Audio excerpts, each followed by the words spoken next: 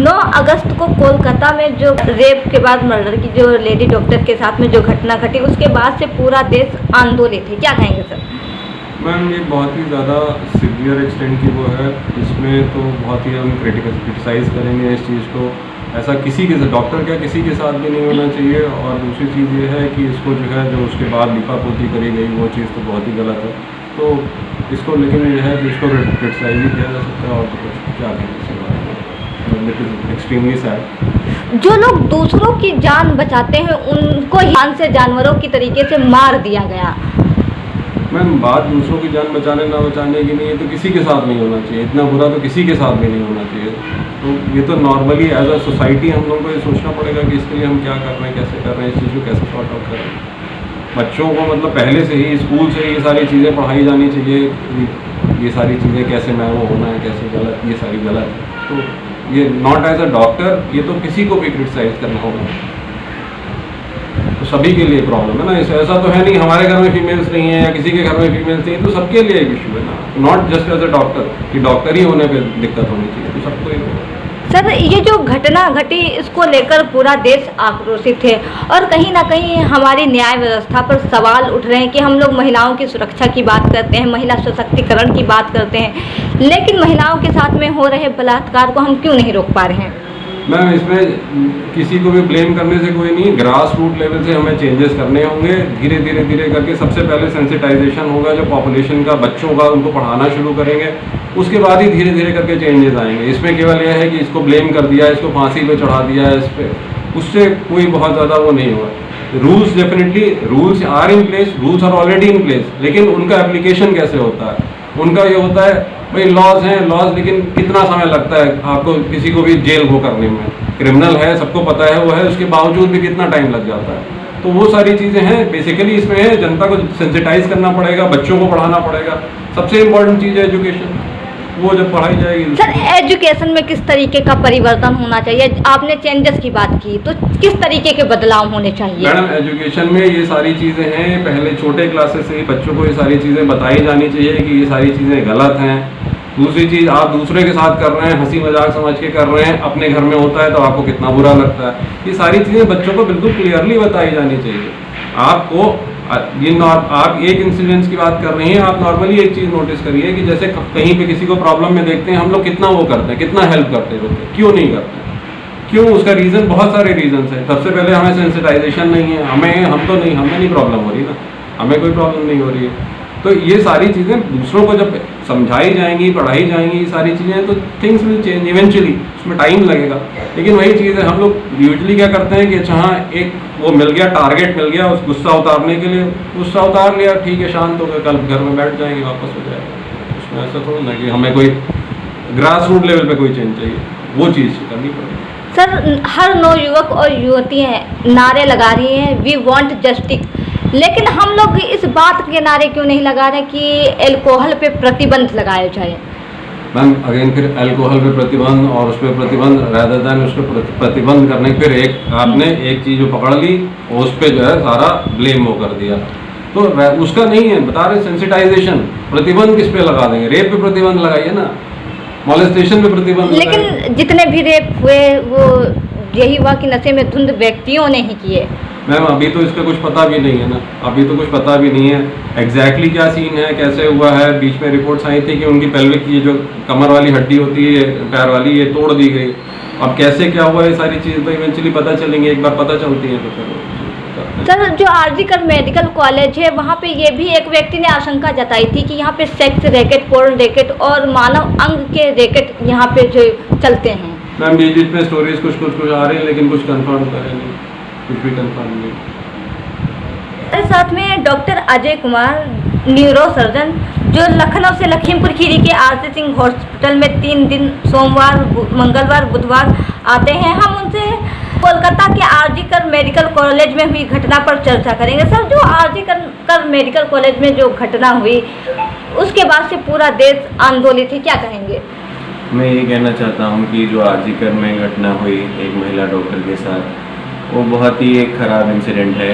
उसकी सभी लोगों को आलोचना करनी चाहिए और मुझे खेद इस बात का है कि इसमें सरकार की तरफ से कोई बहुत बड़ी प्रक्रिया नहीं आ रही है, और हम इस इंसिडेंट को एक महिला डॉक्टर के साथ हुआ इंसिडेंट या जो है वहाँ के कर्मचारियों या स्टाफ के द्वारा किया गया इंसिडेंट मान रहे हैं। लेकिन मुझे लगता है कि हमें इसको इस तरीके से देखना चाहिए कि एक देश की बेटी के साथ, यहाँ के एक निवासी के साथ इतनी दर्दनाक घटना हुई है, उसमें सभी लोगों को एकजुट होकर इसकी जो है इसके अगेंस्ट फाइट करना चाहिए, इसके अगेंस्ट हमें ठोस कदम उठाने चाहिए। सर, जो डॉक्टरों की डिमांड थी कि जो हम लोगों के साथ में अत्याचार व डॉक्टर्स को प्रोटेक्ट करने के लिए सेंट्रल प्रोटेक्शन एक्ट की मांग की गई, तो क्या सेंट्रल प्रोटेक्शन एक्ट के आने से महिलाएं और डॉक्टर सुरक्षित रह पाएंगे? सिर्फ एक एक्ट के आने से ये मुझे लगता है नहीं हो पाएगा, जब तक कि उसका जो है ठीक से हम इस्तेमाल ना करें, उस प्रोटेक्शन एक्ट को ठीक से इम्प्लीमेंट ना करें, उसमें जो जो हमारी मांगे हैं, जो जो उसमें सिक्योरिटी के लिए मेजर्स हैं, वो सारे अपनी अपनी जगह पे हों और वो कामयाब हों, सभी लोग उसको फॉलो करें, तभी जो है उसका कुछ फ़ायदा हो सकता है, तभी वो एक कारागार स्टेप्स सिद्ध हो सकता है। सर, 9 अगस्त के बाद हुई घटना के बाद से देश के कई स्टेट से ये सुनने में आ रहा, जैसे बिहार में भी एक बलात्कार, तमिलनाडु में और उत्तर प्रदेश में भी बलात्कार के जो केसेस हैं वो देखने को आए हैं। तो हमने ऐसा देखा है कि जब भी ऐसा कोई इंसिडेंट देश में होता है तो उसके बाद ऐसी रिपोर्ट्स काफ़ी आती हैं। अभी किसी भी वजह से हो सकता है, लोगों में हो सकता है हिम्मत जागती हो कि वो ऐसे इंसिडेंट्स को रिपोर्ट करें, या फिर जो है हमारा कानूनी व्यवस्था ज़्यादा स्ट्रिक्ट हो जाती है। तो अब अगर हम देखेंगे तो निर्भया कांड से अब तक लेके ऐसे इंसिडेंट्स, ऐसी घटनाएं बहुत सारी होती ही आ रही हैं। तो उसके लिए जो है एक बहुत कोई स्ट्रॉन्ग हमें जो है लॉ लेके आना पड़ेगा, कानून लेके आना पड़ेगा, और लोगों को एजुकेट करने की, उनको बताने की ज़रूरत है कि अगर वो ऐसे किसी सिचुएशन में फंसते हैं तो उनको क्या करना चाहिए। हाँ, हमारे आसपास जो लोग हैं, जो हमारे साथ काम करते हैं, उनको भी एक आइडिया होना चाहिए कि अगर किसी के साथ ऐसा कुछ हो रहा है तो उसमें हम एक आम जनता की तरह उसको कैसे हम रोक सकते हैं, कैसे उस जिसके साथ ऐसा कुछ हो रहा है उसकी मदद कर सकते हैं। सर, हम महिला सुरक्षा की बात करते हैं, महिला सशक्तिकरण की बात करते हैं, लेकिन देश में महिलाओं को किस तरीके से ऑब्जेक्ट किया जा रहा है कि इस तरीके के मामले इतने ज़्यादा, 7 दिन में इतने ज़्यादा स्टेट में ऐसी घटनाएं घटी। हम सशक्तिकरण की बात करते तो हैं, लेकिन प्रॉब्लम ये है कि हम जैसे ये घटना हुई तो उसके बाद कुछ दिन जो है ये मामला तूल पकड़ा रहेगा, इसके बारे में बहुत चर्चा होगी, लेकिन उसके बाद जो है सब लोग ठंडे पड़ जाएंगे। जैसे ये खबर जो है थोड़ी सी कह सकते हैं कि बासी हो जाएगी, तो उसके बाद जो है सभी कुछ ठंडा पड़ जाता है, उसके बारे में कोई बात नहीं करता, उस लॉ की कोई बात नहीं होगी। तो प्रॉब्लम ये है कि हमारी जो मानसिकता है वो इस तरीके से है कि आरजीकर मेडिकल कॉलेज में हुआ या किसी फलाने ठिकाने के साथ हुआ, तो इसको हम अपनी प्रॉब्लम नहीं मानते। जो झेल रहा है वो अकेला झेल रहा है, उसके आसपास वाले कुछ लोग उसे सपोर्ट करेंगे। लेकिन जैसे ये बंगाल में हुआ तो मैं यहाँ देखता हूँ कि यूपी में भी जो है कई सारे डॉक्टर्स, काफ़ी सारी आम जनता उसमें बिल्कुल भी इंटरेस्ट नहीं दिखा रही है, क्योंकि उनको लग रहा है ये बंगाल का इंटरनल मैटर है। लेकिन हमें ये समझना चाहिए कि हमारे घर में बहू बेटियाँ हैं और हर किसी का जो है बाहर जाने का एक्सपोजर होता है, सबको काम पे जाना होता है, किसी को कॉलेज पढ़ाई करने जाना होता है, तो ये घटना किसी के साथ भी हो सकती है, और भगवान न करे ऐसा किसी के साथ हो। तो हमें एकजुट होके इस प्रॉब्लम को सीरियसली लेना चाहिए, तभी जाके हम एक ऐसा सिस्टम बना पाएंगे जहाँ पे जो है महिलाएं सेफ फील करें, और उनको ये ना महसूस हो कि काश मैं लड़का होती, जो आजकल बहुत लोगों को इस तरीके महसूस होता है कि वो महिला थी इसलिए उसके साथ ऐसा हुआ। फिर कुछ लोग इस तरीके की बातें भी करते हैं कि जो है वो रात को इधर उधर क्यों गए, या उनके कपड़े या उनका रहने सहने का ढंग गलत रहा होगा इसलिए ऐसा हुआ, बाकी लोगों के साथ तो नहीं हो रहा। तो मुझे लगता है कि ये थोड़ी छोटी मानसिकता है, और इस मानसिकता से हमें दूर रह के हमें ये समझना चाहिए कि हम अगर ये समझें कि हमारे घर में ऐसा कभी नहीं होगा, तो मैं उन लोगों से ये कहना चाहूँगा कि आप हो सकता है आज बहुत पावरफुल हो, शक्तिशाली हो, आप सब कुछ मैनेज कर सकते हो, आपको लगता है, लेकिन आपका भी कभी ना कभी ऐसा समय आएगा जब आप या आपकी फैमिली इतना शक्तिशाली, इतने स्ट्रॉन्ग ना हो, तो ये इस चीज़ को हमें समझ के हमें एक अच्छा सिस्टम, स्ट्रॉन्ग सिस्टम बनाना चाहिए। सर जैसे किस तरीके का स्ट्रॉन्ग सिस्टम होना चाहिए?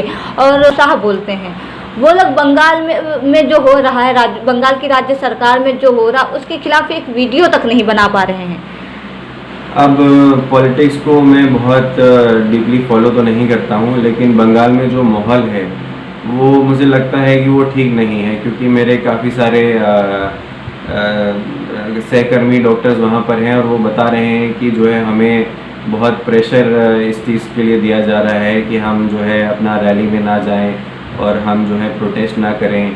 तो हाँ, ये तो बात सही है कि वहाँ पे जो लोग काम कर रहे हैं, खासकर आरजीकर मेडिकल कॉलेज में, उनके लिए बहुत ही तनावपूर्ण माहौल बना हुआ है।